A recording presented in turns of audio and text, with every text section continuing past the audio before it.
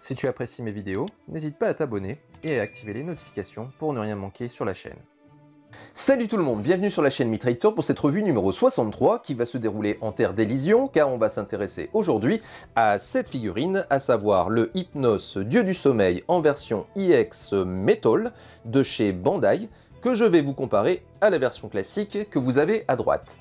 Cette version EX, c'est une figurine que j'attendais avec quand même beaucoup d'impatience car d'une part on avait eu droit comme d'habitude à des visuels promotionnels qui étaient magnifiques et d'autre part c'est une figurine originale à nouveau en 2021 et comme vous le savez elles n'ont pas été nombreuses. Le point d'orgue de cette revue va être d'évaluer ce que vaut cette version EX et aussi de voir quelles évolutions elle apporte par rapport à la version classique. Version classique qui était sortie en 2008, que vous pourrez trouver souvent sur le marché de l'occasion à des prix tournant autour de 80 €. Prix qui sera peut-être amené à baisser avec la version EX qui vient de sortir au Japon. Donc si vous êtes intéressé par cette figurine pour l'instant, au moment où je suis en train de tourner cette vidéo, c'est-à-dire en décembre 2021, elle n'est pas encore disponible officiellement sur le territoire français.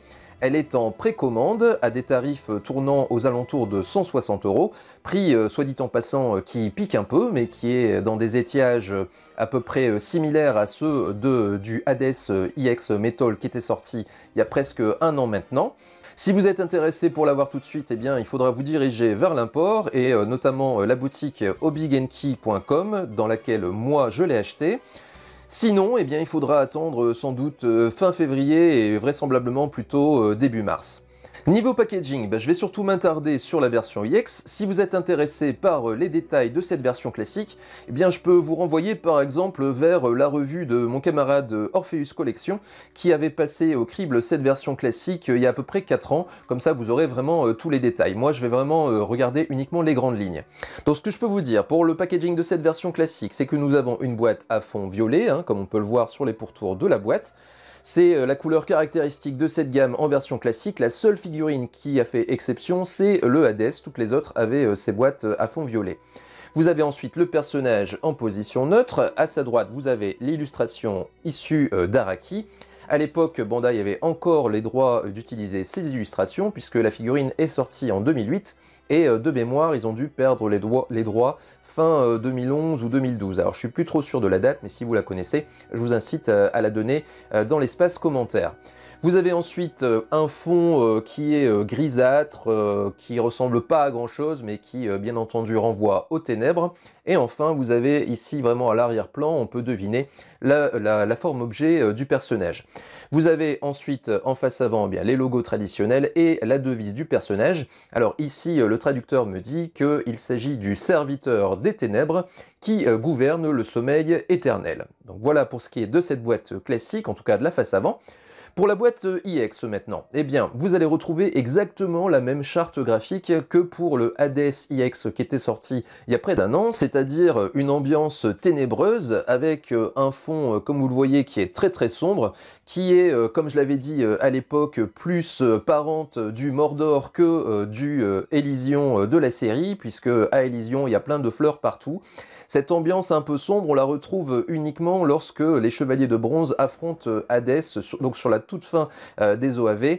Tant qu'ils sont en train d'affronter les dieux jumeaux, eh bien on a une ambiance plutôt paradisiaque. Donc on peut dire que Bandai ici a pris certaines libertés, mais bon, l'idée était bien entendu d'avoir une charte commune avec le Hades qui était précédemment sorti. Ensuite, toujours en face avant, eh bien exactement comme pour le Hades, vous avez le personnage ici avec les yeux fermés, donc avec un air grave. En plus pour Hypnos, ça lui va particulièrement bien puisque le caractère du personnage c'est d'être très calme et posé. À sa droite, vous n'avez plus l'illustration de l'animé, puisque comme je viens de le dire, Bandai a perdu les droits, mais ils ont choisi cette fois-ci de ruser un petit peu, puisque certes vous avez donc en face avant la figurine, dans une position un peu au vent, vous voyez que c'est un peu comme si le vent soufflait dans ces espèces de plumes de paon. Et cette illustration, moi personnellement, m'a tapé tout de suite dans l'œil parce qu'elle ressemble trait pour trait à quelque chose que je vais vous mettre ici en insert, à savoir le CTI qui m'a été fourni comme d'habitude par le camarade DFK. Et vous pourrez observer avec quelle application Bandai a essayé de reproduire cette pose qui est presque reproduite au millimètre. Donc là, coup de chapeau à eux. on souligne vraiment la plupart du temps le manque d'application qu'ils mettent pour respecter la série. Et là, pour le coup, eh bien, ils ont essayé d'y coller au plus près. Faut croire qu'à force de réclamer de la fidélité, eh bien, on finit par être entendu. Donc, a priori, ce visuel, pour moi, est plutôt de bon augure par rapport à ce que je vais trouver dans cette boîte. Toujours sur cette face avant, eh bien, vous avez tous les logos traditionnels que je ne vais plus vous détailler. Simplement, je vais m'attarder sur ce logo IX Metal, qui donc est une caractéristique de cette figurine, à savoir les articulations en métal, exactement d'ailleurs comme le Hades IX.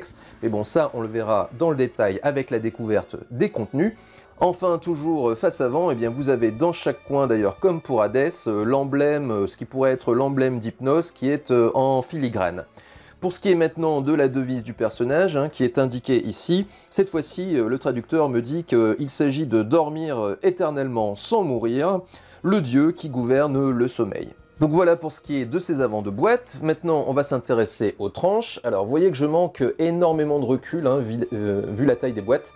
Donc excusez-moi par avance si tout n'est pas dans le cadre, mais normalement ça devrait aller. Sur cette tranche, vous avez côté Bandai classique juste le symbole de ce qu'est la forme objet, alors que du côté de l'AIX, eh bien, vous avez vraiment ce qu'est la forme objet dans cette boîte. Ensuite, sur l'autre tranche, du côté de la classique, c'est exactement pareil. Alors que du côté de l'AIX, vous avez le personnage dans sa toge, puisque c'est une des caractéristiques, une autre caractéristique du personnage, à savoir le fait qu'il a une cloth et il y a aussi un vêtement. Donc vous voyez cette toge, on aura l'occasion de la découvrir tout à l'heure. Face arrière maintenant, qu'on va découvrir ensemble. Alors il ne faut pas que je me trompe de sens. Voilà, et normalement, je vais juste vérifier que je suis encore dans le cadre. Normalement, ça doit le faire. Donc, face arrière, eh bien, nous avons des choses qui se ressemblent pas mal, puisque vous avez des deux côtés la pose principale qui est celle de l'Eternal Drowsiness, c'est-à-dire la somnolence éternelle, pour ce qui est de la version française. Du côté de la Bandai classique, eh bien, vous avez les différentes configurations possibles, donc le personnage en position neutre, donc en position d'attaque, et ici la vision de la forme objet, cette fois-ci donc montée. Vous avez ici un petit encadré qui met l'accent donc sur la toge dans le jardin d'Éden. Vous voyez que là, c'est quand même intéressant de le souligner, c'est qu'ils ont vraiment essayé de respecter cette ambiance fleurie que je décrivais tout à l'heure. Pour ce qui est maintenant du reste de l'ambiance, eh bien vous voyez qu'il y a quand même un gros effort qui a été fait. Vous avez notamment un peu flouté le nom de cette attaque, à savoir Eternal Drowsiness. Remarquez que cet effet flou a été choisi à dessein pour symboliser le fait que en sommeil, eh bien, tout nous apparaît flou, ou en tout cas à la limite, quand on se réveille et quand on a encore la tronche dans le pâté, eh bien, les choses nous apparaissent en tout cas assez floues. Ensuite, vous avez également les configurations de visage avec cette espèce d'auréole que vous avez derrière le personnage, qui est propre au manga, donc c'est quelque chose que vous n'avez pas dans l'anime, et en plus c'est pas dans la totalité du manga, c'est-à-dire que dans la première partie du combat de Hypnos face à Aiki et la toute première partie du combat face à Andromède, dans le manga, eh bien cette partie-là, je vous le mettrai en insert, n'apparaît pas. Et curieusement, juste après un insert qui est le fait que Seiya atteint le temple d'Hadès, juste après on a la reprise du combat face à Andromède, et là, comme par magie, eh bien cette petite pièce maintenant apparaît. Et d'ailleurs, Hypnos la gardera jusqu'à la fin du combat. Donc vous voyez qu'il y a eu ici une petite faute de raccord. Donc Bandai, bien sûr, nous l'a fourni dans cette version classique, et ne nous la fournit pas dans cette version IX, en tout cas je ne la vois pas, maintenant on verra après avec la découverte des contenus. Donc ça veut dire que a priori, et c'est quelque chose d'ailleurs qu'on vérifiera ensuite avec les Setei d'une part et le design manga d'autre part, cette figurine classique eh bien, sera peut-être a priori plus proche du manga que cette version IX qui sera sans doute plus proche de l'anime. En tout cas, c'était ce qu'on avait pu observer pour le Hades, et a priori, c'est un peu le chemin que l'on prend pour cette version de Hypnos IX. Vous avez enfin la mention de cette boîte de Pandore qui contenait les esprits des dieux jumeaux, et le nom du personnage qui est dans une police qui fait un petit peu gravé dans le marbre, ce qui confère encore une fois un aspect mythologique à cette figurine. Vous avez ensuite, pour ce qui est de la version iX, donc les différentes configurations, donc la forme objet, vous avez ensuite le personnage qui est en préparation de son attaque de l'Eternal Drowsiness que vous avez ici. Alors cette fois-ci, l'approche qui a été adoptée par Bandai pour reproduire l'attaque, eh bien c'est plutôt la fin de l'attaque, c'est-à-dire que c'est le moment où vous voyez ces espèces de cartes Pokémon. Alors je sais pas trop ce que ça représente, mais en tout cas c'est présent dans l'attaque de Hypnos et elles ont été vraiment bien reproduites ici par Bandai, de même que l'ambiance un petit peu violacée qui est caractéristique de son attaque. Vous avez ensuite la représentation, encore une fois, de la forme objet, le personnage en toge que l'on avait sur la tranche, et ici les différentes configurations de visage que l'on verra bien entendu dans le détail avec la découverte des contenus, mais a priori vous voyez qu'il y a 5 configurations de visage possibles, ce qui a priori est déjà très bien. Enfin vous avez ici, comme pour la classique, la mention de la boîte de Pandore qui est fournie, et caractéristique, vous voyez qu'a priori il y a le sceau d'Athéna qui est présent, donc ça on le vérifiera ensuite dans les contenus. Dernière chose, eh bien, vous avez comme d'habitude ici la mention qui signale le fait qu'il s'agit d'une pièce de collection qui n'est pas utilisable par des enfants de moins de 5 ans, et aussi la mention que je redoute, à savoir le fait que les visuels peuvent différer du contenu exact de la boîte, donc on croise les doigts pour que ce soit le plus proche possible. Il nous reste juste à regarder le dessus de la boîte. Alors là, si je ne me trompe pas, ça doit être dans ce sens-là. Pour ce qui est de la classique, ça n'a pas d'importance puisque de toute façon ça ne représente pas grand chose. Donc vous voyez, en fait ça ne représente rien sur la version classique, vous avez juste un emblème. Pour ce qui est de la version iX, eh bien, vous avez ce qui représente le temple de Hadès ici, et puis toujours cette ambiance un petit peu ténébreuse. Pour ce qui est du dessous de la boîte, du côté de la classique, eh bien, rien à déclarer, vous avez juste les mentions légales, alors elles sont à l'envers mais c'est pas dramatique. Vous avez du côté de la version iX, cette fois-ci, le personnage en préparation de son Eternal Drowsiness, mais vous voyez ici, en plus, on a une ambiance un peu fournaise, qui accentue encore l'effet un peu Mordor que je décrivais tout à l'heure, et puis, comme d'habitude, les mentions légales.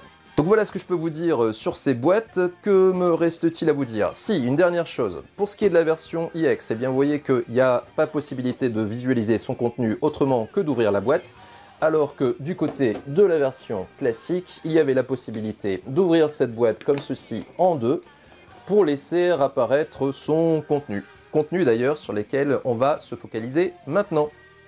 Découverte rapide des blisters avant de me focaliser sur cette version iX avec les couvercles enlevés. Vous avez donc du côté de la version classique la notice à fond violet, qui est caractéristique de la gamme.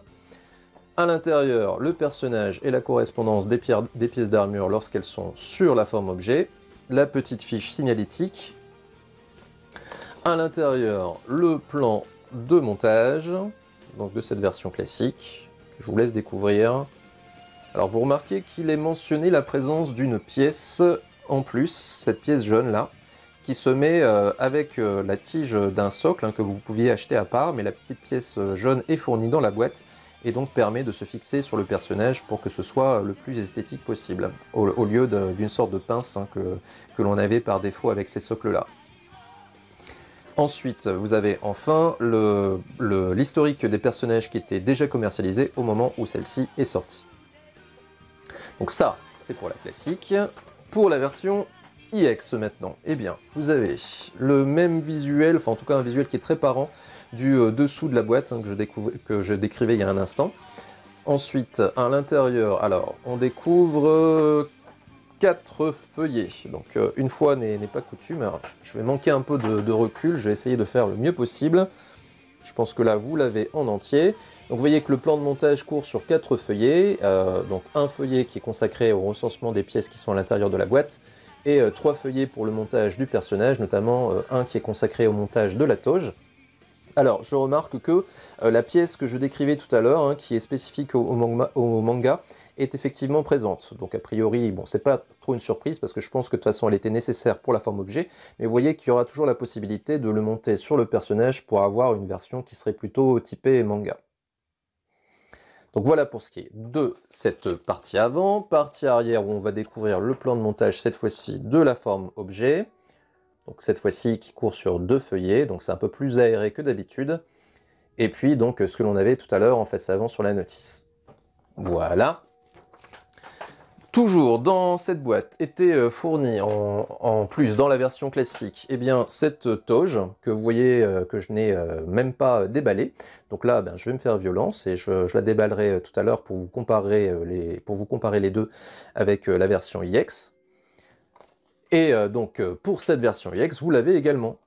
Voilà. Donc on la découvrira vraiment davantage tout à l'heure.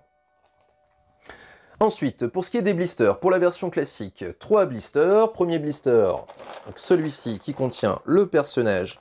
Donc vous pouvez remarquer qu'il y a 4 paires de mains.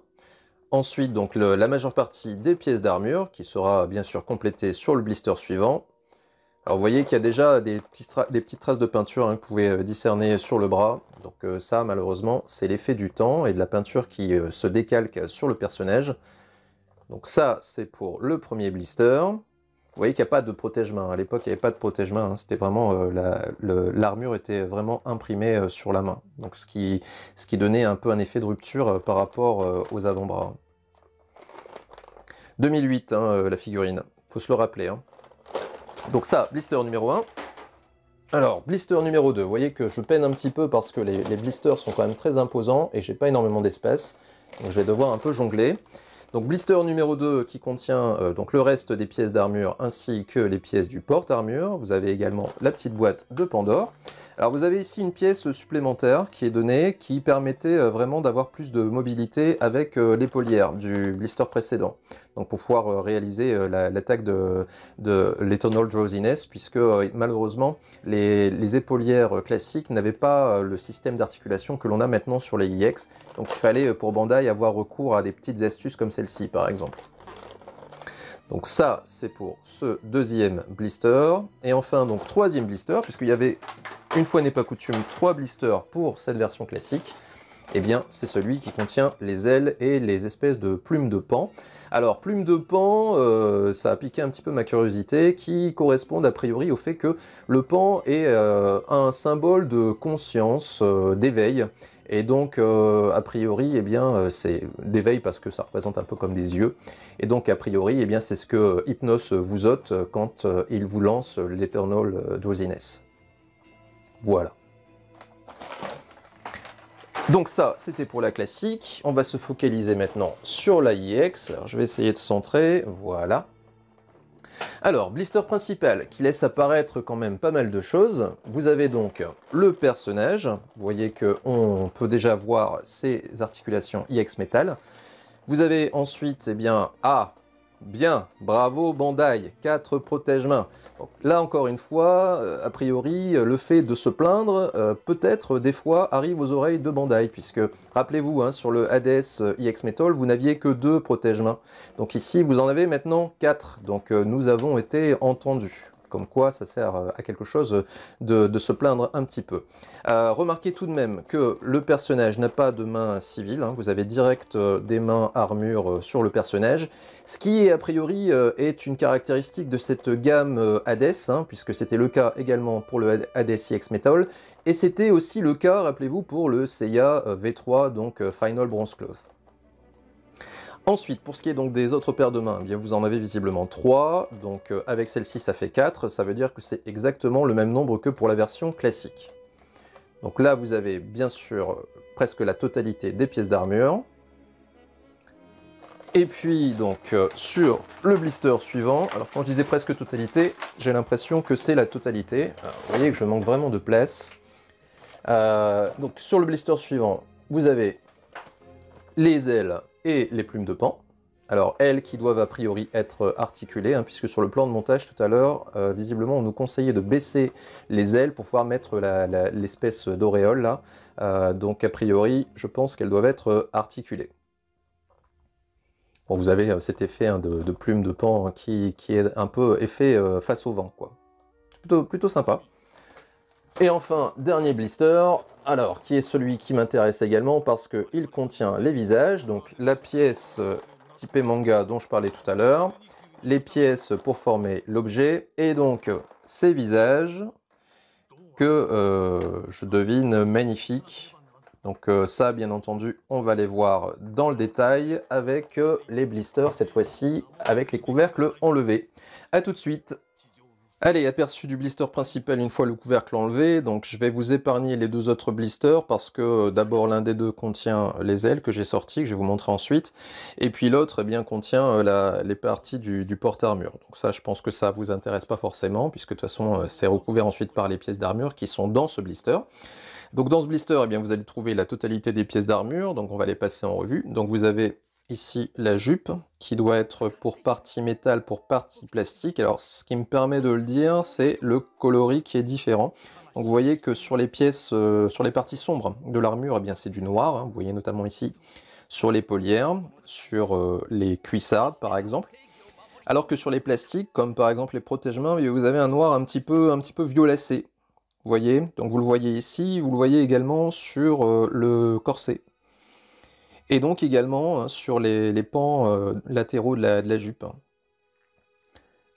Donc a priori ça doit être plutôt en plastique. Et j'imagine que la partie... Alors la partie avant me semble plus sombre, donc elle doit être peut-être en métal. Mais bon ça de toute façon je le vérifierai une fois que j'aurai mis la caméra sur le pied. Peut-être aussi également que les épaulières du coup sont en métal. J'ai l'impression. Bon, de toute façon on va le vérifier. Hein. Donc ça c'est pour ce qui est des contenus, on va s'intéresser aux paires de mains, donc vous voyez 3 paires de mains, plus une paire de mains déjà sur le personnage, donc il n'y a pas de main civile pour ce personnage, ce qui n'est pas une surprise, hein, puisque c'était déjà le cas pour le Hades IX, et c'était aussi le cas pour le Seiya V3, donc Final Bronze Cloth, donc que j'avais passé en revue sur la chaîne il n'y a pas si longtemps, donc ça a l'air d'être une constante hein, pour cette gamme Hades, c'est qu'il n'y aura pas de main civile sur les personnages. Bon après de toute façon, je pense pas forcément que ce soit utile, et quand bien même ça le serait, eh bien ce serait très facile de les récupérer sur une autre figurine. Donc Bandai en a fait l'économie, et au total on a donc 4 paires de mains qui marchent avec l'armure. Donc les protège-mains, donc qui sont au nombre de 4, hein, ça je l'ai déjà signalé tout à l'heure. Alors pour ce qui est des pièces des jambes, si c'est un peu comme l'art classique, ça doit être en 2 parties, donc une partie métallique qui serait celle du haut, et une partie plastique qui serait celle du bas, mais bon ça c'est pareil, je le vérifierai ensuite. Et à mon avis il va en être de même pour les avant-bras. Donc le plaston est évidemment en métal, le casque, le diadème est évidemment en plastique, et ce qui est marrant c'est que la peinture du diadème me semble plus foncée que celle des protège-mains. Donc peut-être que ce que j'ai dit tout à l'heure était une bêtise, mais bon de toute façon tout ça on va le vérifier. Les espèces d'étoiles sont évidemment en plastique, et puis voilà quoi. Bon, on peut bien entendu voir les articulations IX Metal du personnage, dont on jugera tout à l'heure si elles sont toujours aussi rigides. On a également sur les genoux, hein. Même si vous voyez que vous avez une sorte d'enjoliveur en plastique, enfin en PVC, sur le devant. On va s'attarder également sur le visage neutre du personnage, qui me semble vraiment sublime. Alors sublime, pas forcément pour ce qui est de la ressemblance, parce que ça, pour l'instant, je ne l'ai pas encore jugé, même si, comme ça, de loin, ça m'a l'air d'être assez fidèle. Mais c'est surtout sur les traits du visage, hein. On est à 100 lieues de ce que je vous ai montré il n'y a pas si longtemps sur la chaîne avec le Saga 24K, qui avait donc des visages inégaux, mais en tout cas qui avait une caractéristique un peu commune, c'est qu'ils avaient un côté plat, un côté translucide, que l'on n'a absolument pas sur ce visage. Bon, je vous renvoie à cette revue, que je dise pas de bêtises, ça devait être la revue numéro 60. Vous regardez cette vidéo et puis vous allez regarder l'autre, et puis vous jugez de la différence des deux visages. Et vous verrez qu'il n'y a quand même pas le même aspect, hein. Vous avez un grain de peau qui est beaucoup moins translucide, et aussi des traits de visage qui sont vraiment marqués. Alors pas marqués forcément par des traits de crayon, même si on en voit quand même un tout petit peu ici au niveau de la bouche, mais surtout marqués par la moulure du visage en fait, hein. Vous voyez la bouche qui est bien moulée, ce qui n'était pas tout à fait le cas. Alors elle l'était quand même un peu hein, sur le Saga 24K, mais pas aussi bien dessinée que celle-ci, hein. Ce qui me fait dire, et ce qui fait dire à certains collectionneurs qu'il y a des équipes différentes qui travaillent sur les figurines, que certaines sont mieux traitées que d'autres. Donc il se peut très bien que celle-ci soit mieux traitée que le Saga 24K, ce qui est quand même un comble, puisque celle-ci coûte moins cher que l'autre. Donc on ne comprend pas trop la logique commerciale ici de Bandai, hein. Donc voilà pour ce qui est de l'aperçu global. je vais poser la caméra sur le pied et je vous reprends de suite. Allez, je vais vérifier les matériaux des pièces. Donc on va commencer avec le bas de jambe. Alors bas de jambe dont je prédisais qu'il devait être pour partie métal, pour partie plastique. Et effectivement, c'est le cas, la partie haute, vous entendez, est en métal. Et la partie basse, clairement en plastique. Bon, ça de toute façon, c'est absolument pas une surprise, hein. C'est maintenant le cas sur la quasi-totalité des figurines Bandai, hein, quand il y a une jambière en deux parties. Les cuissardes, elles, par contre, sont en métal. Alors je le vérifie quand même, hein, puisque même si ça peut paraître un peu idiot, parce que la plupart du temps c'est en métal, mais pour ceux qui connaissent la figurine, eh bien, alors j'étais en train de me demander si c'était pas une rayure, mais non, c'est le dessin de la cuissarde. Donc je disais, pour ceux qui connaissent la figurine, pour Thor classique, donc figurine Asgard, les cuissardes sont en plastique. Alors que ici, bien entendu, elles sont en métal. Sur certaines figurines, ça peut être parfois du plastique alors qu'on attendrait du métal, notamment pour Ayakos. Alors je ne suis plus sûr si les cuissardes étaient en plastique, je crois, de mémoire. En tout cas, une chose est sûre, les épaulières étaient en plastique. Et ici, elles sont... Alors, elles sont en... Bon, ça c'est du métal, clairement. Pour ce qui est du pourtour. Alors ça sonne pas pareil, mais j'ai l'impression tout de même que c'est en métal. Ça m'a l'air d'être une pièce qui est moulée d'un seul tenant. Ça a pas l'air d'être un assemblage, même si la matière ne semble pas identique, hein, sur les pourtours de l'épaulière. Mais j'ai l'impression tout de même qu'elle est full métal. En tout cas, au niveau du poids, eh bien, c'est du métal. La partie avant également, ici, est en métal. Donc là, on a une vraie différence par rapport à la figurine classique, qui, elle, avait des épaulières full plastique. Donc là, petite évolution. Sympathique. Maintenant, il faut voir si en termes de poids, ça peut être cohérent ou pas. Mais bon, a priori, si Bandai l'a fait comme ça, c'est que ça devait encaisser le poids, hein, sinon il l'aurait fait en plastique, ce qui leur aurait coûté sans doute moins cher en matériaux. Donc elle est en métal. Ensuite, je devais vérifier également au niveau des avant-bras. Alors, avant-bras dont je pense que ça doit être comme pour les jambières, à savoir donc la partie haute en métal, clairement, et la partie basse, j'imagine, en plastique. Et non. Et non, c'est du métal, c'est full metal, ces avant-bras. Alors là, c'est assez surprenant. Oui, parce qu'en fait, cette pièce-là n'est pas amovible. Alors ça, pour le coup, c'est une surprise. Plutôt une bonne surprise. Ce qui veut dire qu'a priori, pour la forme objet, ce n'était pas nécessaire de désolidariser ces deux parties. Donc ça, c'est full metal. Ensuite, je devais vérifier au niveau de la jupe. Alors, ici, c'est un peu le bazar pour retirer la jupe. Voilà. Alors, jupe, évidemment, le bas des pans latéraux est clairement en plastique. De toute façon, ça se voit avec les traces de doigts, hein. Cette partie-là est également en plastique. Et la partie haute est-elle en métal? Toute la partie haute est en métal. Cette partie-là est en métal également. Alors le pan avant est en plastique, visiblement. Tout à l'heure, je pensais qu'il serait en métal, mais non. Il a vraiment un aspect plastique. Et là, ouh, ouais. Là, vous voyez, j'ai une rayure. Alors ça c'est assez pénible. C'est vraiment, de toute façon, le souci, quand vous avez des parties plastiques qui sont en contact soit avec d'autres parties plastiques, soit, encore pire, avec des parties métalliques, eh bien, de toute façon, ça sera forcément provocateur de rayures. Donc ici, je n'ai même pas manipulé la figurine, hein, puisque je la découvre en même temps que vous, et j'ai direct une rayure ici, sur la partie intérieure qui est en contact manifestement avec la partie métallique qui est là. Donc ça, c'est assez rageant, hein.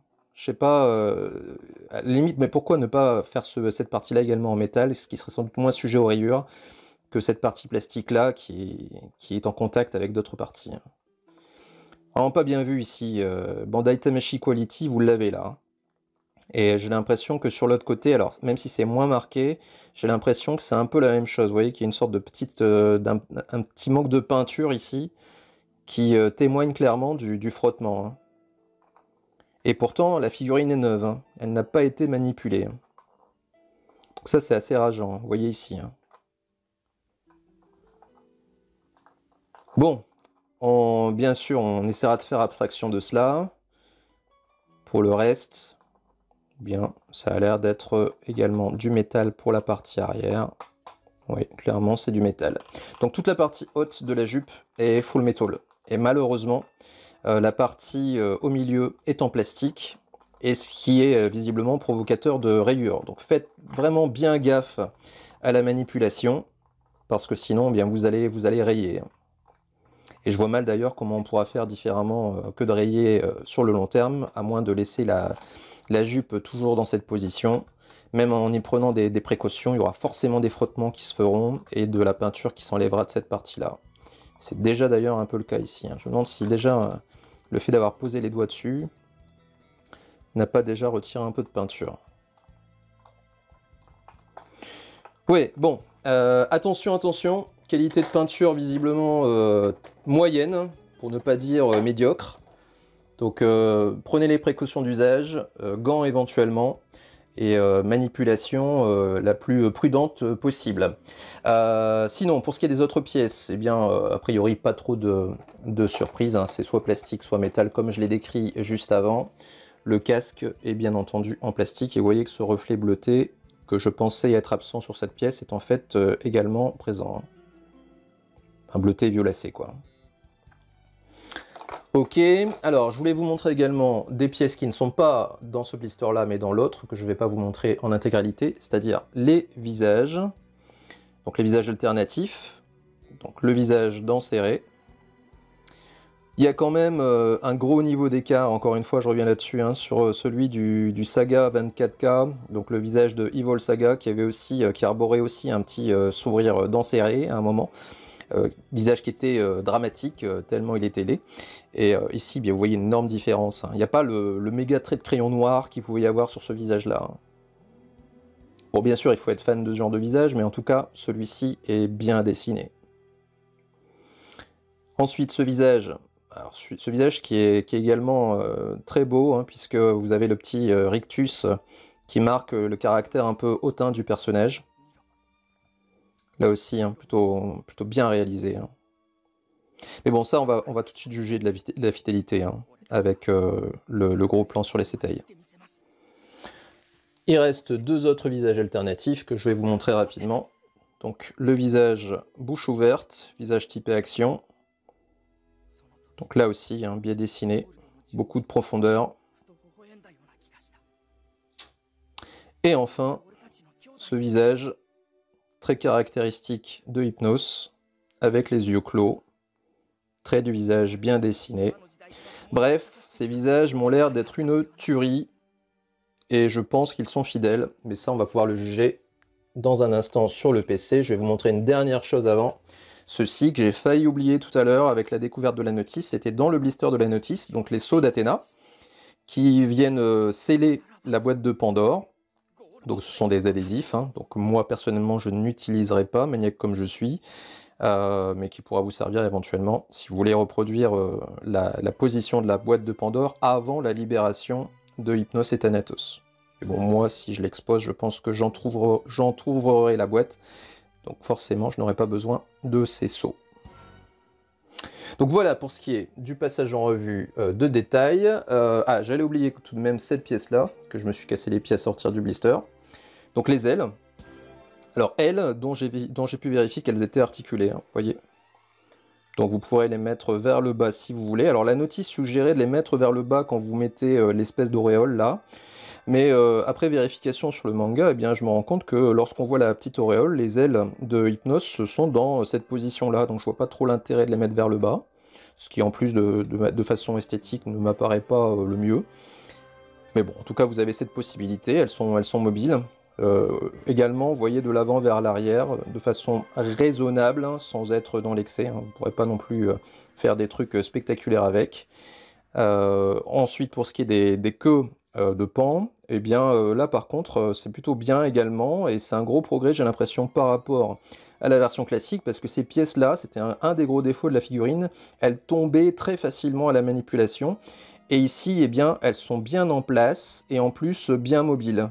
Donc c'est excellent, parce que vraiment, on pourra leur donner une position, et maintenir ces queues-là dans la position que l'on veut.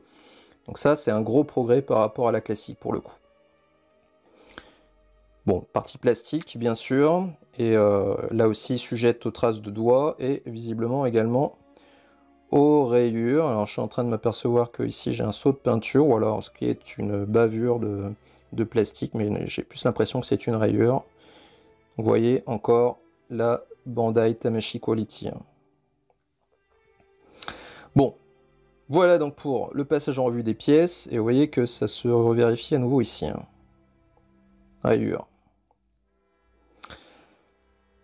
Attention à cette peinture, ça sera comment dire, le motto du jour. Faites attention à la peinture de cette Hypnos, attention à la manipulation. Avant de passer au visage, on s'intéresse au contenu additionnel, avec d'abord les boîtes de Pandore. Alors, boîte de Pandore, vous avez la version IX à gauche, la version classique à droite. Première différence que l'on peut évoquer, c'est évidemment la différence de taille. Donc la version IX est plus grande, ce qui correspond bien sûr davantage aux proportions IX. Ensuite, autre différence qui vous apparaît claire, je pense, c'est le coloris. Quelque chose de plus bleuté sur la IX et de plus violacé sur la version classique. Les deux boîtes s'ouvrent. Alors, je vais les mettre à l'endroit, ça ira mieux.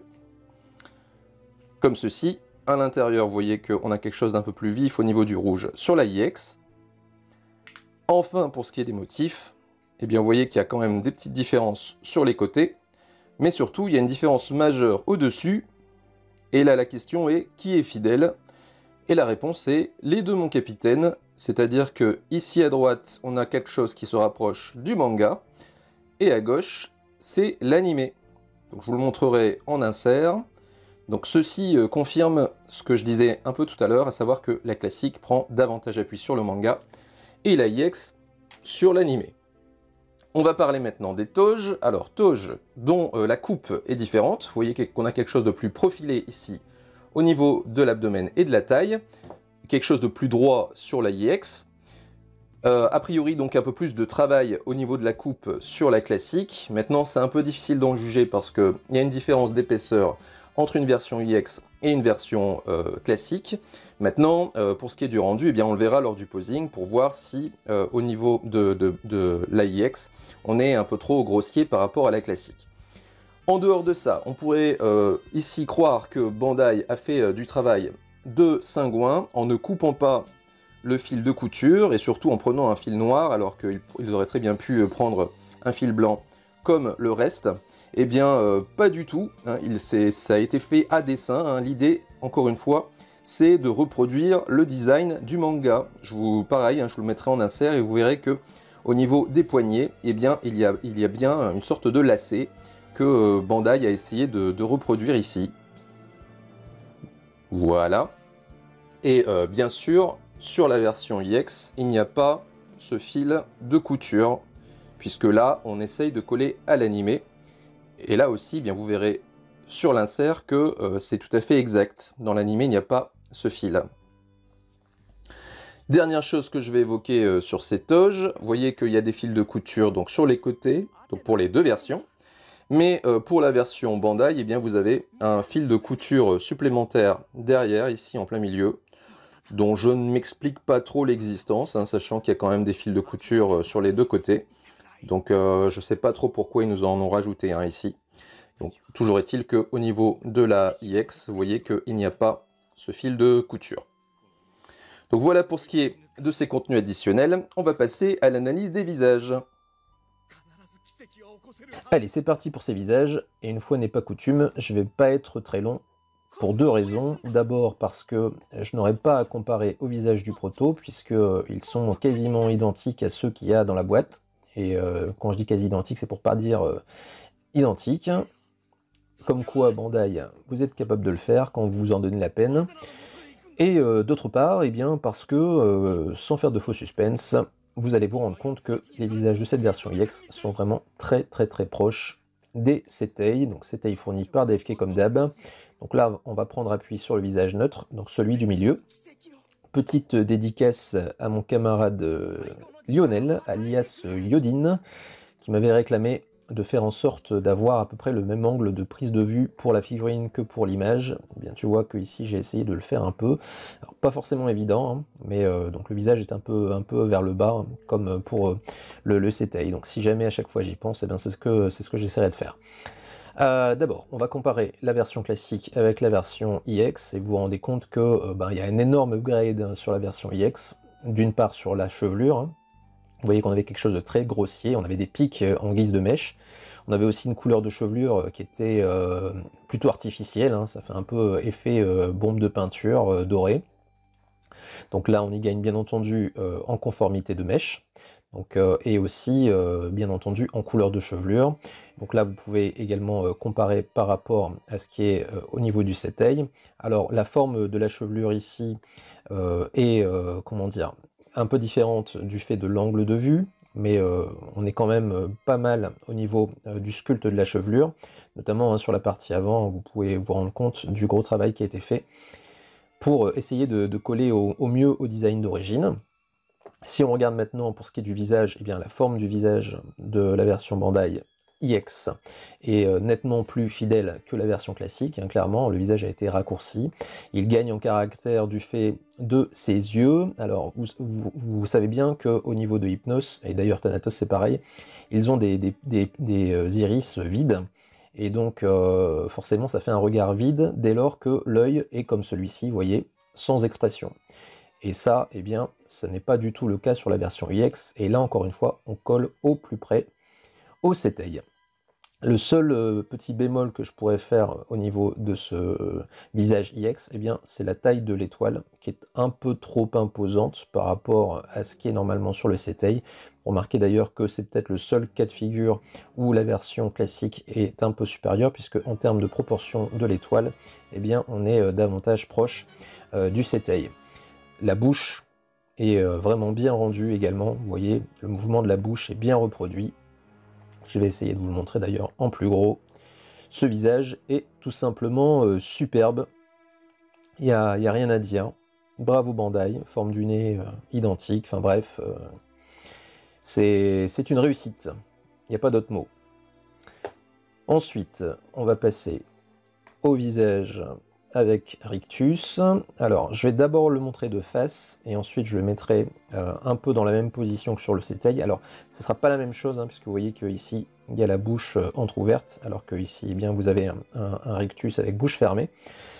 Ce visage est également magnifique, hein. L'expression du visage retranscrit bien le caractère un petit peu dédaigneux du personnage. Et donc, si on le regarde de côté, on va se rendre compte que même s'il n'a pas la bouche entrouverte, on a quand même une expression faciale qui n'est pas très loin de la version qui est sur le Setei. Vous voyez au niveau des yeux, hein, le regard, hein, le sourcil qui est bien en oblique, hein. C'est le jour et la nuit par rapport au visage de Saga 24K, je reviens encore là-dessus, mais quand on voit ce qu'est capable de faire Bandai ici sur cette figurine, c'est ce qu'ils nous ont produit sur le 24K est d'autant plus incompréhensible. Bon, bien sûr, je n'ai pas de visage de la classique à vous montrer autre que le visage neutre, hein, donc là je vais simplement passer en revue les visages IX. Le visage donc avec les dents serrées, alors ce qui est peut-être le seul visage sur lequel je ne suis pas emballé, parce que, bon, encore une fois, le mouvement de la bouche ici, bof. Si on le met de côté, un peu comme pour le Setei, eh bien on va se rendre compte quand même qu'on n'est pas si loin du design, hein, vous voyez. Au niveau de l'expression faciale, c'est quand même assez bluffant, hein, je trouve, hein. Ils ont fait du bon boulot, hein, faut dire quand c'est bien. Et enfin, alors il reste deux visages que je ne vais pas pouvoir vous comparer cette fois-ci avec le Setei, mais simplement que je vais pouvoir vous montrer juste pour le plaisir, en gros plan. Donc le visage typé action. Vous voyez, là encore une fois, on est bien mieux que même les visages d'Albéric. Hein. Vous vous souvenez, c'était le visage qui était le moins réussi pour Albéric, ce visage action. Bien, ici, même ce visage-là est réussi. Et enfin, ce visage aux yeux fermés, qui est tout bonnement superbe. Et là, malheureusement, hein, je ne peux pas vous le comparer non plus avec le Setaï. Je n'ai pas les yeux fermés en Setaï, mais bon. La forme de visage, de toute façon, est la même. Les yeux sont vraiment bien rendus. Voilà, bref, réussite totale sur tous les visages. Je vais juste terminer avec le rendu casqué, aussi bien sur la classique que sur l'IX. Et là, vous allez vous rendre compte, encore une fois, de l'upgrade. Je pense que ça se passe de commentaires, en fait. Hein. Il y a juste qu'à contempler et se rendre compte du progrès qui a été fait sur le rendu de ce visage, et du casque d'ailleurs. Hein. Vous remarquez d'ailleurs que les motifs ne sont pas les mêmes, hein. Donc ça j'aurai l'occasion de le souligner tout à l'heure lors du bilan, mais on a typé manga sur la classique, et typé animé sur la version IX. Alors je vais réduire un petit peu la taille des visages pour pouvoir vous mettre le Setaï à côté, comme ça là encore une fois vous pourrez juger de la fidélité. Et encore une fois ici, j'ai fait en sorte d'avoir le même angle de vue. Voilà, donc vous vous rendez compte de, encore une fois, la ressemblance du personnage. Le rendu casqué est là aussi magnifique.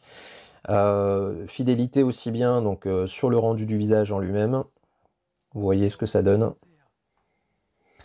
que sur la forme du casque également. Alors, je vais essayer de vous le montrer en entier. Vous voyez. Les seules petites choses, vous voyez, c'est ici au niveau de l'arabesque, hein, qui est peut-être un peu plus grande que sur le Setaï. Mais pour le reste, eh bien, c'est presque une copie conforme. Donc voilà, quoi. Bravo Bandai. Bon, bien entendu, hein, ce visage est à des années-lumière de la version IX, hein, donc ça ressemble bien entendu au visage du Setaï, mais en termes de détail de visage, eh bien, on est vraiment très très loin, ce qui n'est pas du tout le cas de cette version IX. Donc voilà, hein, pour conclure, des visages magnifiques, un rendu casqué magnifique, bref, réussite totale. Bravo Bandai. On va passer maintenant au passage en revue du personnage sans armure. Allez, je vais vous faire le comparatif des corps avant de passer au montage. D'abord, en termes de taille, eh bien vous voyez que la différence de taille entre les deux figurines, c'est-à-dire entre une figurine IX et une figurine classique du même type, est beaucoup moins grande que pour d'autres figurines. Vous voyez que le personnage d'Hypnos était déjà très grand en mythe classique, et ceci était dû à des sortes d'échasses. Vous voyez, il est vraiment très long au niveau des jambes, dû à une pièce de rajout qui se met au niveau du pied. Donc ce qui allonge énormément la ligne du personnage. Vous voyez, c'est un effet grande jambe. Et il peut apparaître d'ailleurs assez disproportionné. Vous voyez qu'il est plus haut que le personnage IX au niveau des jambes. Et c'est ensuite sur le reste du corps que la figurine IX le rattrape en taille. Puisque celle-ci est toujours un poil plus grande que la classique. Je pense que vous pouvez le voir notamment avec le visage. Même si ces visages-là regardent un peu vers le bas. Donc ça, c'est pour ce qui est de la taille. Ensuite, en termes de rigidité, alors pour ce qui est de la classique, le comparatif va être un peu biaisé, puisque si vous avez suivi le tuto 14, vous avez vu que j'avais rigidifié donc, la partie abdomen. Donc si vous voulez voir ce que donnait la figurine avant rectification, eh bien je vous renvoie vers le tuto 14 et vous verrez que ce corps était un corps un peu de chewing-gum, il allait un peu dans tous les sens, et que ce n'est plus le cas ici, en tout cas sur la partie haute du corps. Par contre, au niveau de la partie basse, eh bien, c'est toujours la même chose. Vous avez donc un effet de danseuse qui était particulièrement gênant pour cette figurine du fait du poids de l'armure. Alors, gênant de façon tout de même limitée, dans le sens où la jupe est très couvrante, et donc pour la tenir bien groupée, de toute façon, il fallait avoir les jambes assez proches les unes des autres. Mais dès lors que vous voulez faire des poses acrobatiques avec cette figurine-là, eh bien, vous allez avoir une figurine qui va avoir tendance à faire le grand écart. Donc ça sera patafix obligatoire sous les pieds pour pouvoir la maintenir dans une pose acrobatique si vraiment vous êtes intéressé par ce genre de pose. Donc ça, c'est pour ce qui est de la classique. Pour les autres points d'articulation, ben, rien à dire. Bon, vous voyez bien entendu ce que je signalais déjà tout à l'heure, hein, la partie peinture qui a décalqué sur le personnage, peinture de l'armure qui a décalqué sur le personnage. Bon, ça c'est malheureusement assez fréquent sur les figurines de type mid-cloth. Certaines sont plus sujettes que d'autres à ce genre de marque. Je pense notamment à Mime par exemple, je pense également à Thétis.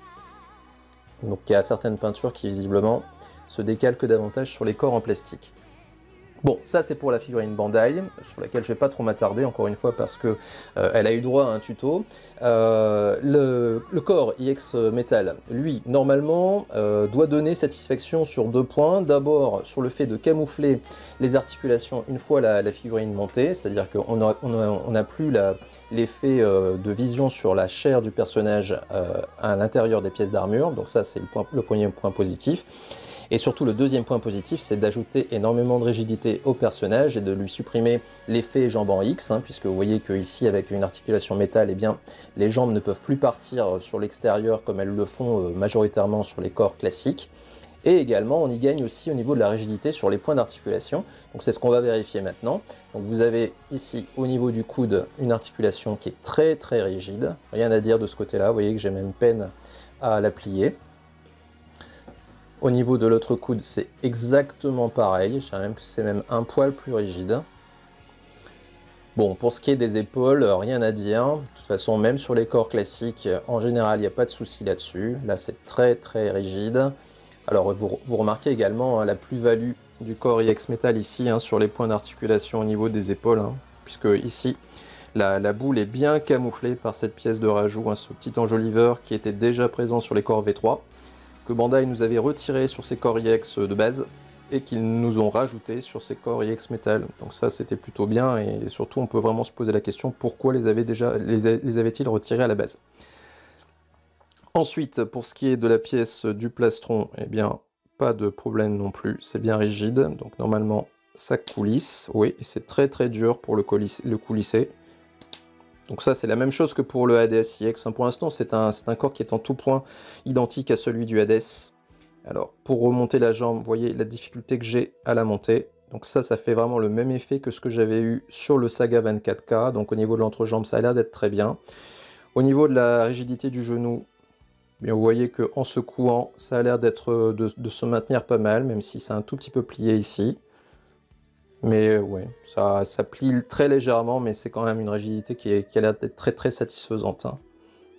Ouais. C'est pas extrême non plus sur ce genou, mais suffisant. Et sur l'autre jambe, pareil, bien difficile au niveau de l'entrejambe. Et au niveau du genou, par contre ici, eh bien, ça a l'air de se maintenir encore mieux en place. Hein. Et effectivement, quand je plie le genou, la rigidité me semble supérieure sur la jambe gauche. Oui, clairement. Bon, de toute façon, rigidité qui est vraiment au global très satisfaisante pour ce corps IX Metal. Il n'y a pas de souci comme j'avais pu rencontrer sur une jambe avec le Radamantis OCE, pour ceux qui avaient suivi la revue. Ici, rien n'est déclaré, c'est du bon boulot, pas de souci de ce côté-là. Bon, on va passer maintenant au montage que je vais vous faire en intégrale.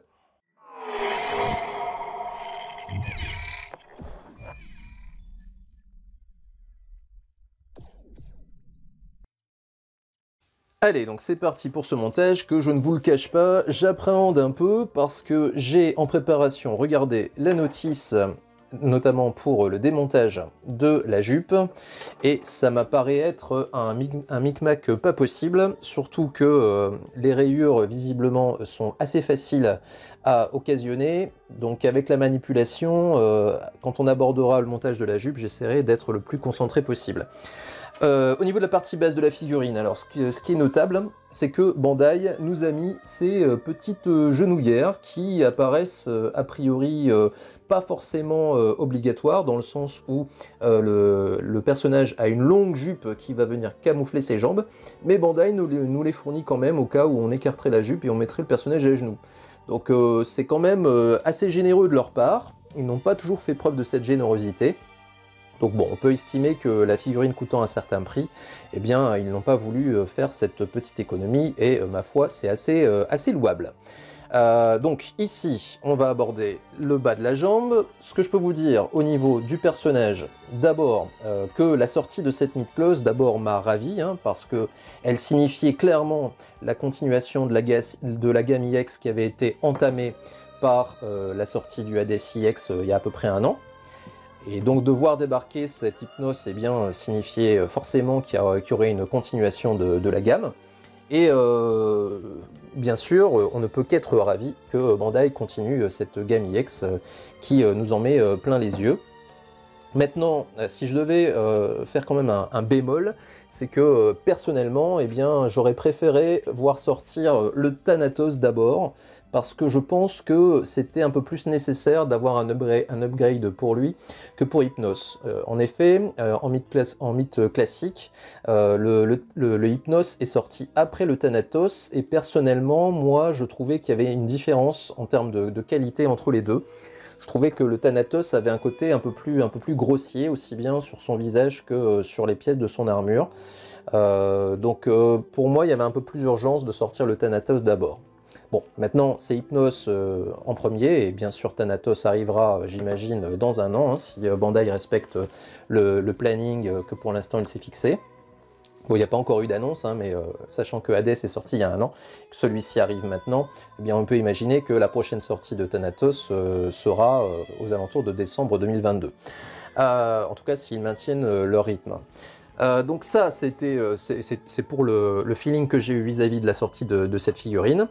Et puis, pour ce qui concerne le personnage en lui-même, eh bien, je ne peux que partager l'opinion communément admise ici sur ce personnage, à savoir qu'il a été totalement sacrifié par Kurumada, et donc par l'anime, par voie de conséquence, dans le sens où, contrairement à son frère, il a même pas un semblant de gloire, Hypnos.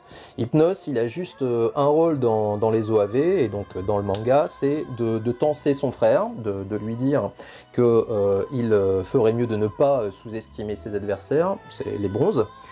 Et au niveau des combats, eh bien, il se prend très très vite une raclée en fait. Il a juste un mini moment de gloire face à Shun, qui, soit dit en passant, est presque humilié hein, dans les OAV d'Elysion, dans le sens où le pauvre Shun, après avoir revêtu son armure divine, qui lui permet juste de paralyser Hypnos le temps le bras de Hypnos le temps que son frère se barre, eh bien, le pauvre Shun envoie un Thunder Wave que Hypnos évite sans peine.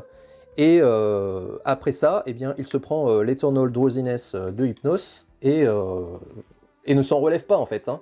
C'est-à-dire que le pauvre Shun, son seul moment de gloire face à Hypnos n'existe pas. Il envoie une attaque qui est totalement évitée, très facilement évitée par Hypnos. Et là, donc, j'arrive sur la partie où je galère, donc c'est la jupe. Alors, jupe pour laquelle, normalement, vous devez absolument démonter les pans latéraux. Normalement, c'est ce que dit la notice, en tout cas. Donc, c'est toujours délicat, parce qu'il y a les mains de Lego à l'intérieur, et celles-ci, vous savez très bien qu'elles peuvent être amenées à casser. Donc, devoir démonter cette jupe-là, sur laquelle il n'y aura pas de visibilité hein, pour remonter la pièce après, ça, pour moi, c'est un gros désavantage de montage pour la figurine. Donc, on verra ce que ça donne, mais... Et en plus, j'ai l'impression qu'il n'y a pas moyen de faire autrement que de mettre les doigts sur les parties plastiques qui m'apparaissent déjà fragiles. Donc ça, pour moi, ça ne facilite pas le montage. Je trouve que le système qu'a prévu Bandai ici est très mal vu. Donc je vais démonter le deuxième pan. Donc forcément, j'interromps mon récit, parce que là, j'ai vraiment besoin de concentration. Alors je vais démonter le pan avant, comme ça j'aurai plus de visibilité. Alors, ça c'était la petite boucle de ceinture, donc je vais faire une ellipse pour la récupérer. Voilà, je l'ai récupérée. Hein. Petite pièce qui visiblement ne tient pas des masses. Donc je disais, et puis en même temps je vais essayer de démonter cette jupe, que le personnage a été totalement sacrifié, et que soit dit en passant, Andromède également est sacrifié dans les OAV d'Elysion. Sacrifié donc Hypnos parce que après avoir eu son moment de gloire contre Andromède, en lui envoyant son Eternal Drowsiness, eh bien il se fait terrasser très facilement par Yoga et Shiryu. Tout simplement parce que Yoga et Shiryu, une fois que Hypnos fait son attaque, eh bien, donc l'Eternal Drowsiness, ils arrivent à esquiver l'attaque très facilement, au motif que, attention, roulement de tambour, une attaque ne marche jamais 2 fois contre un chevalier. Donc ça, c'est vraiment le leitmotiv qui m'a toujours horripilé dans la série, à savoir que parce que les deux chevaliers ont vu l'attaque d'Hypnos, eh bien, ils sont capables de l'éviter, comme si c'était aussi facile que ça, d'éviter l'attaque d'un dieu. Et donc, ce qui est assez paradoxal, c'est que dans l'animé, eh bien, dans l'animé et pas dans le manga, curieusement, Hypnos est attaqué une première fois par Yoga et Shiryu, et par l'Excalibur de Shiryu et par l'Aurora Thunder Attack de Yoga. Il arrive à esquiver très facilement ces deux attaques-là, il les brise carrément, donc comme s'il avait juste reçu une bourrasque de vent, aussi simplement que ça. Et curieusement, c'est que après avoir fait son Eternal Drowsiness, quand il reçoit l'attaque combinée de Shiryu, et alors là, petite pirouette de l'animé pour éviter de dire qu'une attaque ne marche jamais 2 fois, également contre un dieu, on change l'attaque de Shiryu qui devient cette fois-ci le Rosan Shoryuha, donc plus l'Excalibur. Et pour Cygnus, ça devient le Diamond Dust, donc la poussière de diamant, qui est, soit dit en passant, normalement une attaque moins puissante que l'Aurora Thunder Attack. Et bien l'attaque, ces deux attaques combinées, terrasse le Hypnos d'un seul coup, en fait, sans problème. Ce qui paraît quand même assez curieux, dans la mesure où il a été capable d'esquiver les 2 précédentes attaques qui apparaissaient normalement comme plus puissantes, enfin en tout cas pour Yoga, comme plus puissantes. Que ça, c'est un peu paradoxal. Mais bon, on a l'habitude des retournements un peu à la One Again de l'ami Kurumada.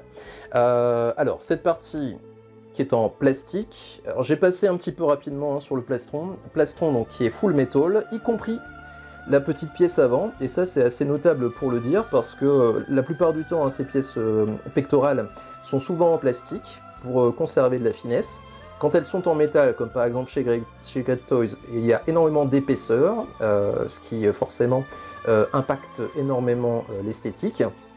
Et ici, bien vous remarquez que la pièce est en métal, et pourtant elle a énormément de finesse, comme quoi c'est possible de le faire.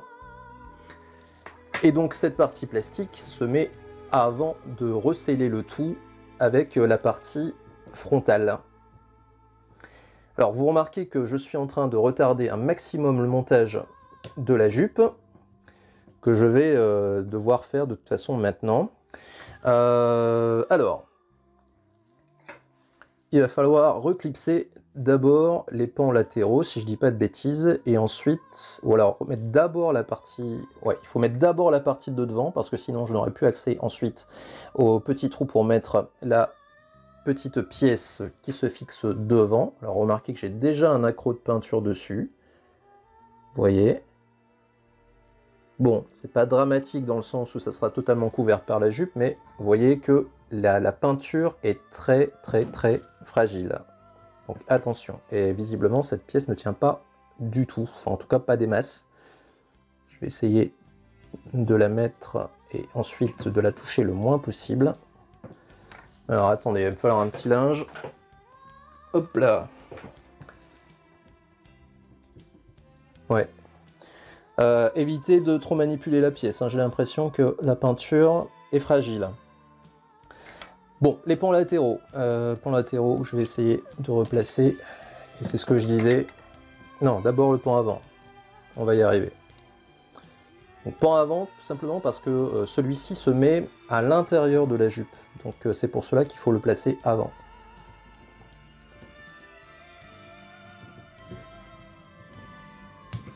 Voilà. Avec la vibration, la pièce de devant a tendance à sauter, hein. Bon, alors, c'est ici que ça va devenir délicat. On va voir. Important tout de même, vous voyez que la pièce arrière donc, se met au-dessus de la jupe. Donc il faut absolument prendre du recul, comme ceci, pour pouvoir laisser passer la jupe. Alors, je ne vous ai pas montré, il y avait ma main devant. Donc je vais vous remontrer. La pièce normalement est comme ça à l'origine. Donc décalez là, comme ceci, pour que la jupe puisse passer en dessous. Sinon vous allez avoir de la rayure. Et donc là, eh bien, on va passer à la partie chiante que j'ai essayé de reculer un maximum. Wow! Eh ben, ça m'est apparu moins difficile que ce que j'appréhendais. Hein. J'espère que le deuxième côté va être du même style. Alors ça, par contre, ça se passe au-dessus. Voilà, comme ça. Vous voyez? Bon, ce côté-là, c'est passé crème. J'espère avoir la même chance pour le deuxième côté. Donc, concentration. Alors là, pour le coup, j'ai moins de visibilité. Je le fais un petit peu à l'aveugle. Hein. Le problème, c'est que vous êtes condamné à le faire à l'aveugle, en fait. Et quand on connaît la fragilité de ces petites mains de Lego, on se dit que Bandai a vraiment pas bien vu le système, là. Alors, vous voyez, alors moi, je les mets en oblique, comme ça, parce que j'ai l'impression que ça va être leur position finale. Il faut essayer d'avoir un petit peu au toucher la pose de la main de Lego. Voilà. C'est tout en vous le décrivant, eh bien, j'ai appliqué une technique que je vous conseille, puisque visiblement, elle a fonctionné pour moi. Mettre la main de Lego dans la position un peu à l'oblique, et puis ensuite, avec le toucher, eh bien, vous allez sentir quand le crochet sera en train d'épouser la petite barre à l'intérieur. Une fois que vous êtes dessus, que vous pensez y être, eh ben, allez-y franchement, poussez, et normalement ça doit rentrer tout seul. Vous voyez, c'est exactement ce que j'ai réussi à faire ici. Donc, normalement, il n'y a pas de raison que vous n'y parveniez pas. Donc, et à partir de là, eh bien, normalement, les contacts avec les pans latéraux, avec la partie métallique du dessus, devraient être assez limités.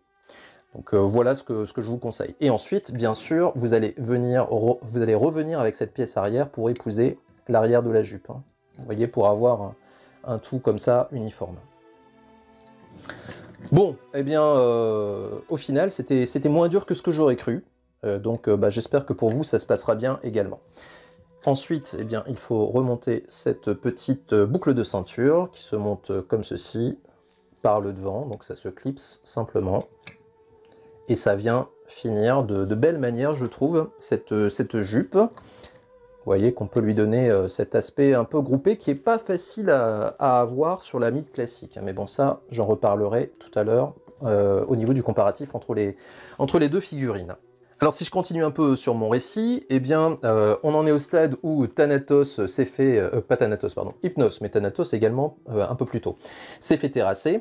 Et donc, à ce moment-là, eh bien, curieusement, l'ami Sean se réveille. Donc vous voyez que l'Eternal Drowsiness, c'est-à-dire la somnolence éternelle, eh bien finalement n'était pas aussi éternelle que cela, puisque au final, eh bien, Sean se réveille. Donc vous voyez que c'était un peu de l'esbrouf, pas de sommeil éternel pour Sean. Donc ça, c'est pour ce qui est du sacrifice de ce personnage.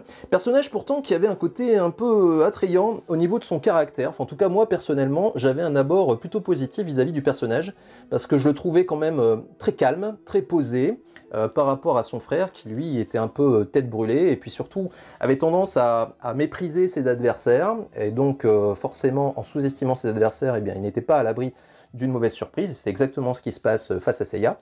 Et en contraste avec lui, eh bien, Hypnos, lui, apparaît comme quelqu'un de très mesuré et qui respecte ses adversaires, en tout cas dans un premier temps, puisque c'est d'ailleurs lui qui n'arrête pas de dire à son frère « Fais attention à Seiya, ne le sous-estime pas ».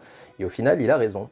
Mais ce qui est assez paradoxal, et là encore une fois, il a été quelque part un peu sacrifié, là aussi, sur l'autel du rush de la partie Elysion, c'est que il finit par commettre les mêmes erreurs que son frère. C'est-à-dire qu'il finit également par sous-estimer ses adversaires, il ne prend pas du tout au sérieux que ce soit Shun, Shiryu ou Yoga. Et deuxième paradoxe, c'est que lui qui apparaissait normalement si sage, commet une belle erreur, puisque lorsque Seiya revêt sa God Cloth, donc son armure divine, il qualifie celle-ci comme étant une Kamui, et en cela, elle se fait reprendre par son frère, qui lui dit que les Kamui, normalement, sont des armures qui ne sont revêtues que par les 12 dieux de l'Olympe, et donc que ça ne peut être le cas de l'ami Seiya. Et en quoi eh bien, Hypnos décide de se reprendre et de qualifier ses armures, au final, d'armures divines, qui seraient presque des équivalents de Kamui. Donc vous voyez que même cet Hypnos qui est si sage et si savant, eh bien, finit par s'y perdre.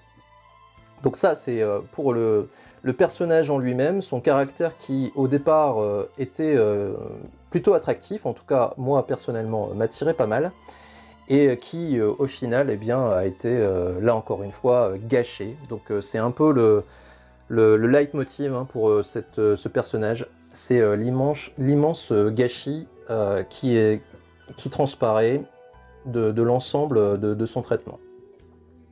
Alors, pour ce qui est du choix des mains, eh bien, je vais simplement mettre les mêmes qui sont sur le Setei pour essayer de reproduire un peu cette position.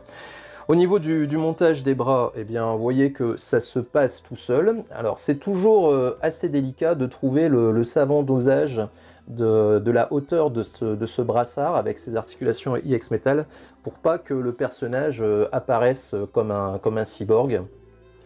Donc, il faut arriver à trouver le bon positionnement pour que l'articulation soit tout de même le moins visible possible.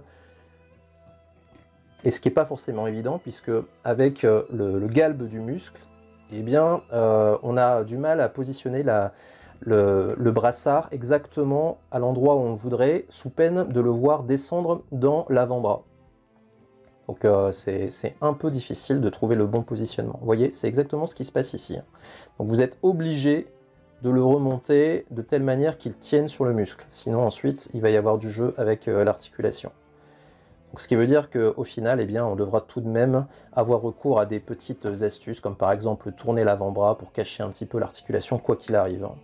Mais bon, moi personnellement, je maintiens qu'on y gagne quand même plus qu'on y perd avec ces articulations de la même couleur que les pièces d'armure, même si on a un côté un peu cyborg.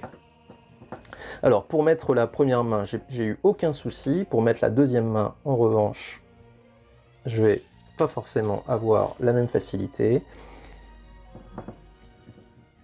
Alors, l'avantage, impec.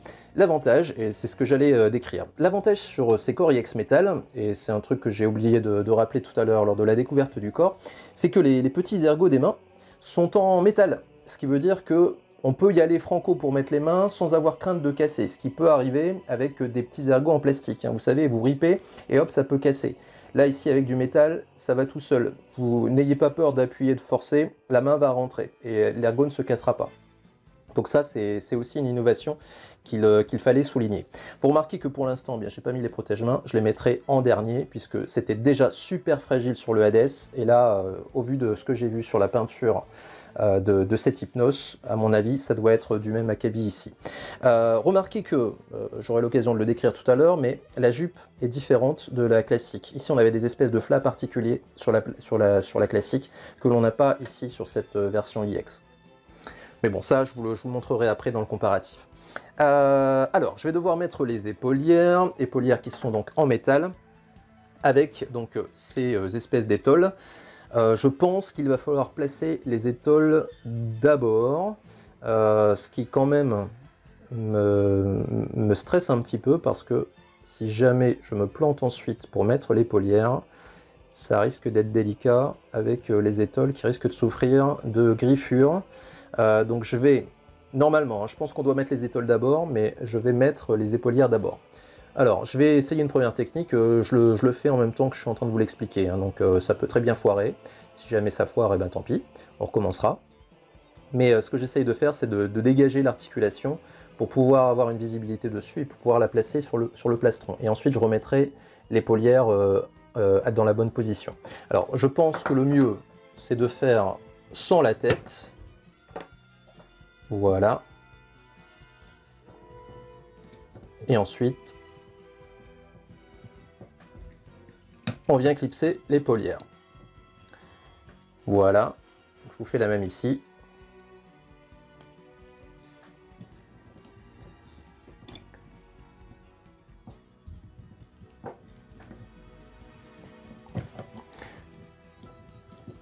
je ne m'en sors pas et j'ai peur de casser. Donc ce que je vais faire, c'est que je vais finir le montage de ça et le casque hors caméra, et je vous reprends juste après.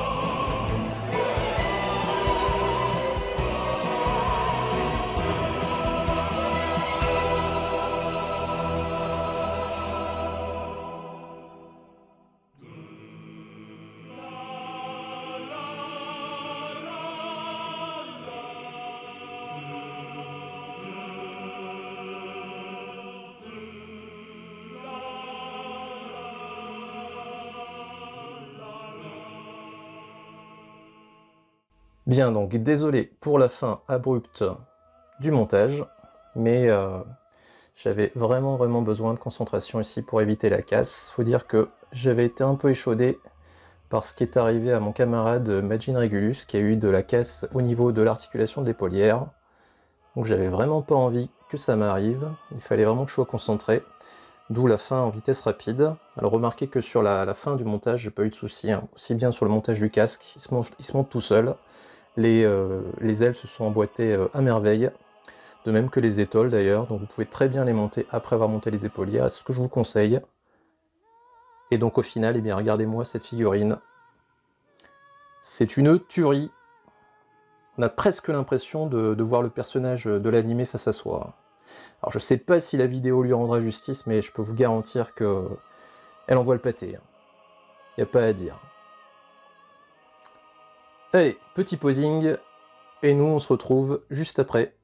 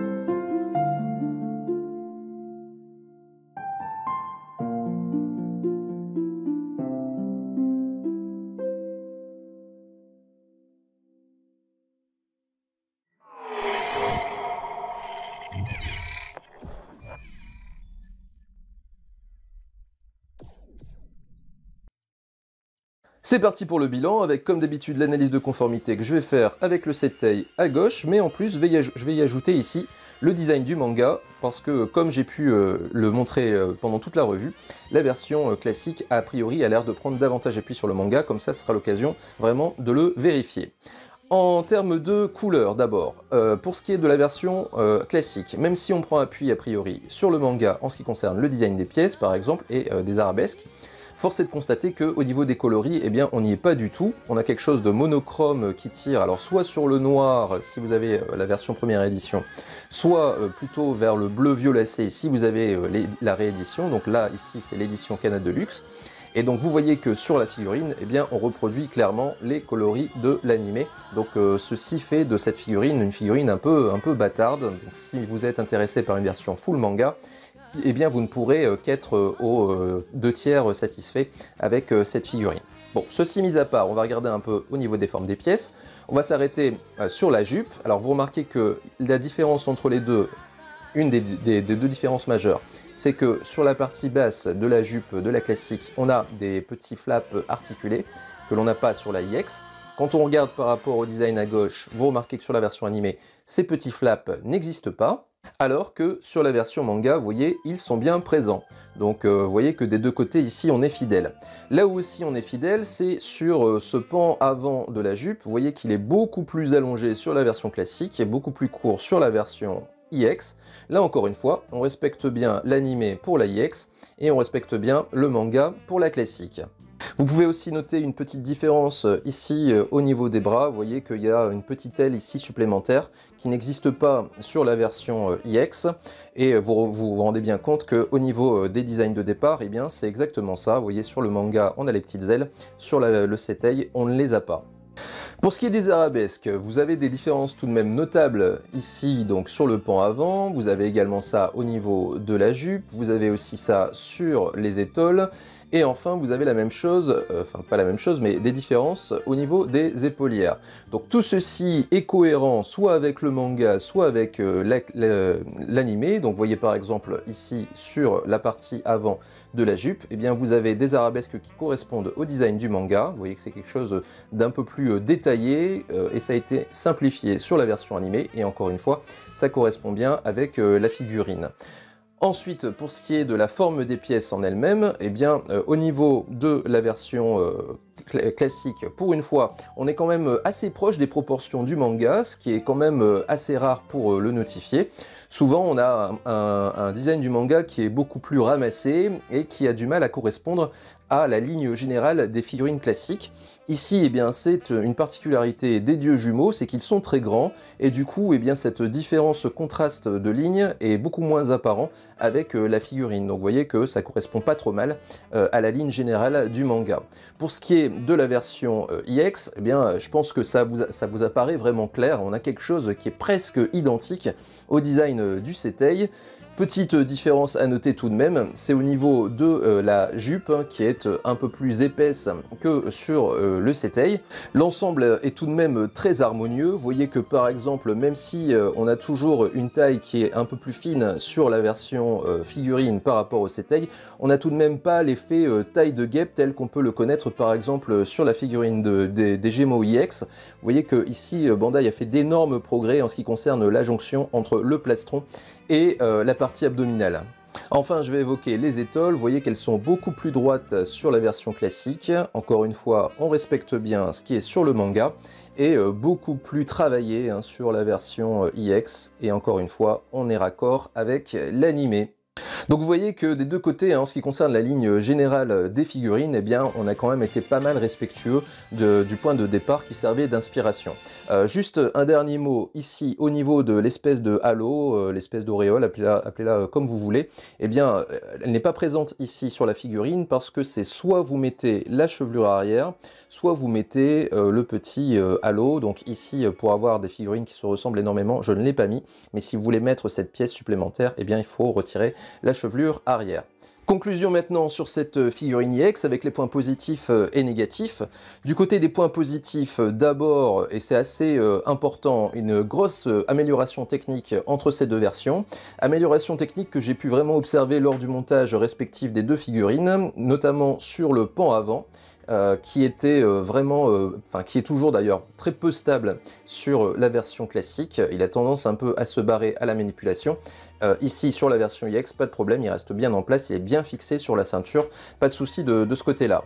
Toujours du côté technique, on a des pièces qui sont à la fois plus stables, mais aussi plus mobiles. C'est le cas au niveau des ailes, qui sont très peu articulées sur la version classique. En fait, vous pouvez les bouger simplement un petit peu vers l'avant et un petit peu vers l'arrière, mais en tout cas pas de haut en bas, ce qui n'est pas le cas pour la version IX. On a beaucoup plus de mobilité. Mobilité également qui est accrue sur les petites queues de pan, qui avaient vraiment tendance à tomber sur la classique et qui s'y tiennent bien en place, à la fois sur la figurine, mais aussi dans la position que vous aurez choisie. Autre point positif, ce sont les visages qui sont à la fois variés et superbes. Alors il y en a 5 au total, ce qui est déjà beaucoup en termes de nombre, en tout cas dans les standards de Bandai, mais aussi c'est surtout la variété qu'il y a entre ces visages qui est intéressante. On peut vraiment avoir différentes configurations possibles et ça c'est pas toujours le cas sur les figurines IX de chez Bandai, donc là c'est suffisamment notable pour le souligner. Autre point positif, c'est la rigidité générale de la figurine, qui est bien entendu due au corps IX métal, donc ce qui bien sûr améliore le rendu visuel, puisque vous n'avez plus vision sur les trous entre les pièces d'armure. Mais aussi bien sûr la rigidité, le personnage tient très bien en place. On se rend compte que sur la figurine classique était prévu du départ une petite pièce qui se mettait avec un socle, donc ce qui sous-entendait clairement que la figurine a du mal à tenir debout toute seule, alors que pour la version IX, eh bien, il n'y a pas du tout mention de cette pièce, elle n'a pas besoin de socle, le corps fait vraiment son office, il tient le personnage sans aucun souci. Enfin, dernier point positif, et sans doute le plus important, cette figurine est une tuerie visuelle. On est vraiment très proche du design de l'animé.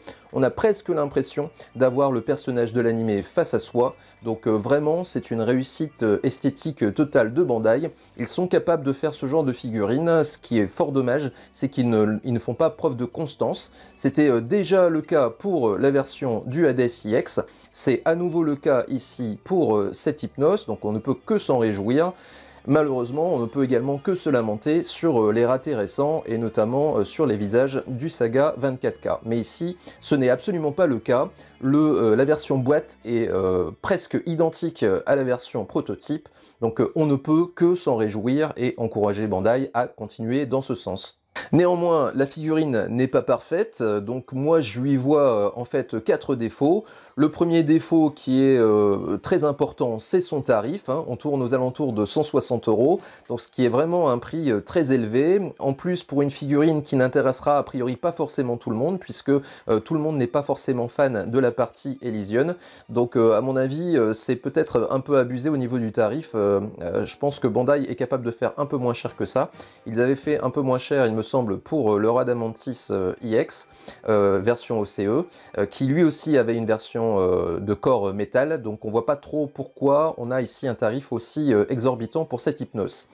Deuxième point négatif, qui est un peu plus mineur, c'est au niveau du choix des paires de mains. Donc on a au total 4 paires de mains, donc ce qui est correct, mais ce qui n'est pas non plus foufou. Enfin, les deux derniers points qui sont pour moi les défauts majeurs, c'est la fragilité de cette peinture. Globalement, pour tout ce qui est les pièces plastiques, il faudra faire preuve d'énormément de précaution.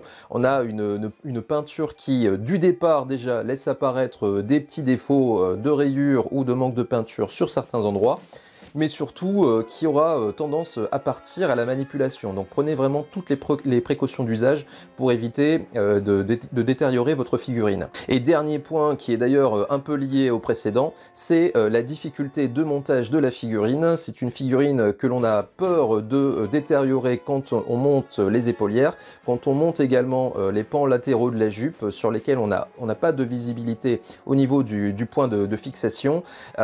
Tout ça mis en corrélation avec le fait que la peinture est fragile, fait que lorsqu'on manipule cette figurine, surtout eu égard au tarif de celle-ci, eh bien on a un peu de stress qui est occasionné, et qui dit stress dit souvent sujet à erreur et à faux gestes qui pourraient éventuellement la détériorer encore plus. Donc on peut simplement regretter le fait que Bandai n'ait pas fait trop d'efforts ici pour faciliter à la fois le montage et également le confort de manipulation au vu de la fragilité de la peinture. Donc voilà pour ce qui est des conclusions que je peux apporter sur cette Hypnos version EX. Maintenant, qu'en est-il de mon conseil d'achat? Eh bien, j'ai envie de vous dire que si vous avez le budget, il faut absolument sauter sur cette figurine qui est une tuerie visuelle, je ne peux que le répéter. Bandai a fait ici de l'excellent travail. Il est juste dommage qu'il y a les défauts que j'ai mentionnés juste avant, mais pour ce qui est de la représentation du personnage, eh bien Hypnos est devant vous. Sur la gauche, le Hypnos du manga est un peu plus sur la droite. Donc voilà pour ce qui est de cette review de cette Hypnos EX par rapport à la version classique. J'espère que celle-ci vous aura intéressé et diverti. Si c'est le cas, eh bien je vous donne rendez-vous dans l'espace commentaire juste en dessous de la vidéo. N'oubliez pas de lâcher votre pouce vers le haut ou vers le bas si ce que vous avez vu ne vous a pas plu. N'oubliez pas également de vous abonner à la chaîne si vous ne l'avez pas encore fait, d'aller jeter un coup d'œil sur les chaînes de mes camarades youtubeurs. Je vais vous laisser en vous souhaitant mes meilleurs vœux pour l'année 2022, évidemment prospérité, bonheur et surtout, c'est rien de le dire, la santé bien sûr parce que c'est le plus important. À bientôt!